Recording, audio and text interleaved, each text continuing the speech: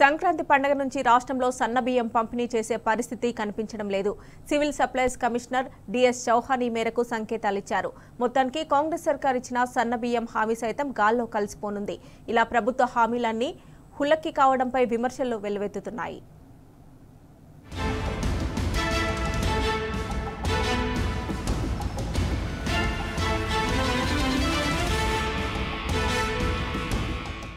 సంక్రాంతి నుంచి సన్నబియ్యం ఇస్తామన్న ప్రభుత్వ హామీ ఆచరణకు నోచుకునే పరిస్థితి కనిపించడం లేదు. సంక్రాంతికి సన్నబియ్యం పంపిణీ ఉండకపోవచ్చని పౌర సరఫరాల శాఖ కమిషనర్ డిఎస్ చౌహాన్ తెలిపారు. ఇప్పుడు వస్తున్న కొత్త సన్నబియ్యం 3 నెలలు నిల్వ చేస్తే బాగుంటుందన్నారు. సోమవారం హైదరాబాద్ లోని సివిల్ సప్లై భవన్ లో ధాన్యం కొనుగోళ్ల వివరాలను వెల్లడించారు.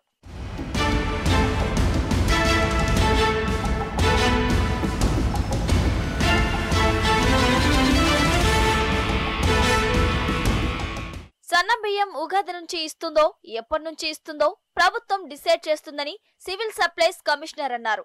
అవసరమైన సన్నబియ్యం ఇవ్వడానికి ఇబ్బంది ఏమీ లేదు, కానీ కొత్త సన్నబియ్యం 3 నెలలు స్టోరేజ్ చేస్తే బాగుంటుందన్నారు. దీనిపై ప్రభుత్వం నిర్ణయం తీసుకుంటుందని తెలిపారు. ప్రస్తుతం రాష్ట్ర వ్యాప్తంగా ధాన్యం కొనుగోలు ప్రక్రియ సజావుగా సాగుతుందన్న డిఎస్ చౌహాన్ ఇప్పటి వరకు రాష్ట్ర వ్యాప్తంగా 10.11 లక్షల టన్నుల దొడ్డు వడ్లు, 3.02 లక్షల టన్నుల సన్న వడ్లు కొనుగోలు చేసినట్లు తెలిపారు. రైతుల నుంచి 3,000 కోట్ల విలువ చేసే ధాన్యం కొనుగోలు చేయగా అందులో 1,560 కోట్లు అన్నదాతలకు చెల్లించినట్లు తెలియజేశారు.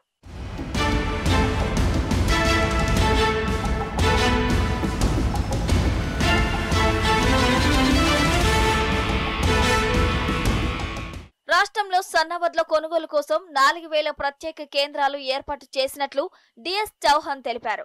సన్నాలు ఎక్కువగా ఉత్పత్తి అయ్యే గ్రామాలను జీపీఎస్ ద్వారా గుర్తించి వీటిని ఏర్పాటు చేశామన్నారు. ఒకవేళ ఏదైనా గ్రామంలో సన్నధాన్యం కొనుగోలు కేంద్రం లేకపోతే దగ్గరలోని మరో గ్రామంలోని కొనుగోలు కేంద్రంలో విక్రయించాలని సూచించారు. ఇక సన్నబియ్యం పంపిణీ సహా కాంగ్రెస్ ఇచ్చిన హామీలన్నీ ఇలా హులక్కి కావడంపై విమర్శలు వెల్లువెత్తుతున్నాయి.